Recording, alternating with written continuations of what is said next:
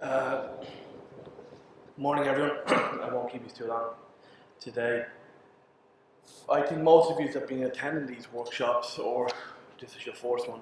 The BICP initiative has been in place a year and a half now, and one of the major milestones and goals of this is the BIM in Ireland report.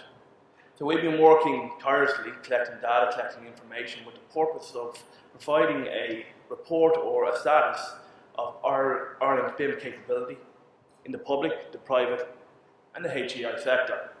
So we've accomplished this, and in this we have just published our BIM in Ireland 2017 report, and it's one of the most comprehensive reports in the industry in regards to where we are as an industry and where we need to go to next.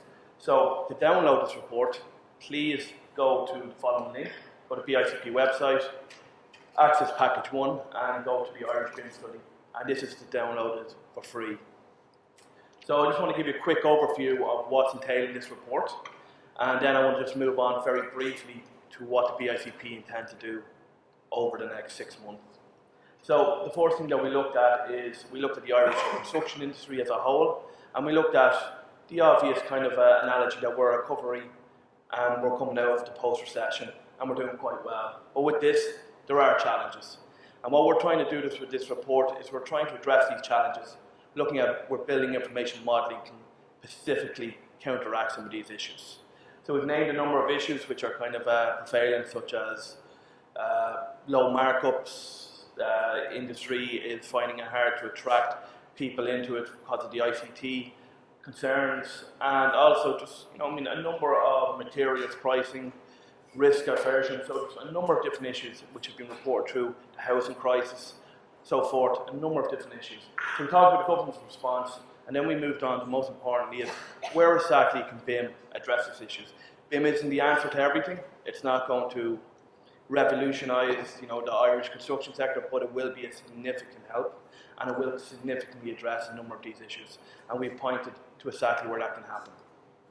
So then, what we did initially was we did a global study. It's BICP Global BIM Study. That's available to download free from the website as well.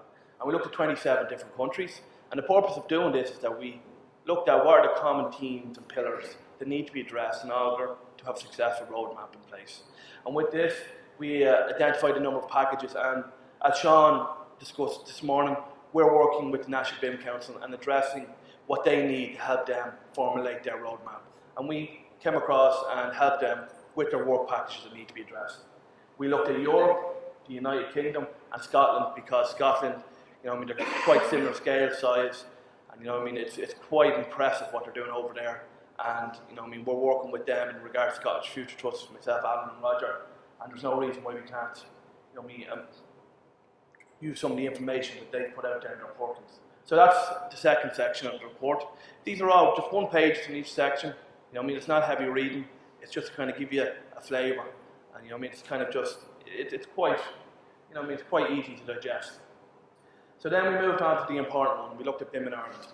We looked at Enterprise Ireland, who have been in leading within this area in regards to funding, such as the BICP, BIM Enable, BIM Implement, innovation vouchers. We looked at the work of the National BIM Council, what they're doing, their attention to their roadmap, and the packages that they're going to structure this around. We talked about the BICP, hence why I'm up here today. We've worked on creating a national BIM survey, so with the first results of the 2015-2016. Construction IT Alliance, great work in this area.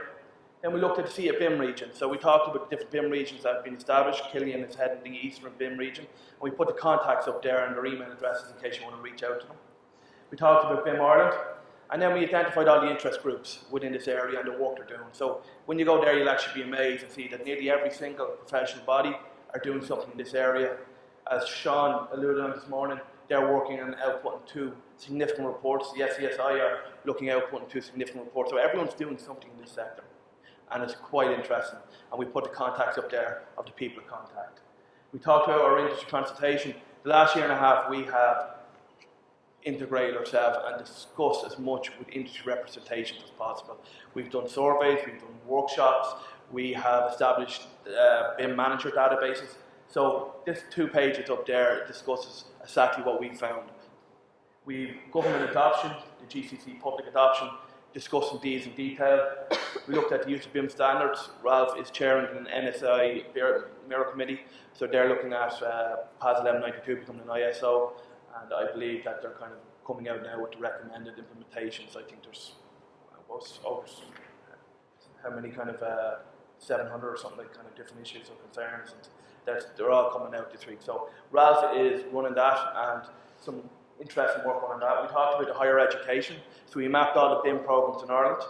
We put what's going on in each different college, and what I find really interesting in this aspect is that every single HEI in Ireland is doing something in this space, and the reason why is there's a market. People want their graduates upskill in this area. The IT, for example, have their MSc in Applied BIM and Management. This is one of the kind of cornerstones of the courses out there, and like, you know, I mean, that has nearly 50, 60 people coming onto it every year because industry want to send people on it because they're trying to upskill and prepare themselves for what's coming down the line, such as the government recommendation. And then finally, we have established in the area of maybe 16, 17 case studies at this moment in time, discussing about BIM best practice. So we put that up there as well and discuss some of the kind of particular areas and specific projects that are applying BIM technologies and processes. Finally, we have a BIM Maturity in Ireland section. So we promised Enterprise Ireland that we would give an overall review of BIM capability and maturity. So we adopted a matrix that's been used within Europe by Mohammed Kasim and Bilal Sukar. Bilal will be actually a guest at the gathering. And what we've done here is they have 5 particular maturity models, so we measured Ireland in each context. And the results are quite interesting. However, you're going to have to read the report to find out. So I'm not going to kind of give you too much information on it. You'll have to go to the report to find out a bit more about it. And then finally, the overall findings. So where we are now as an industry, where we're going, what we have to do.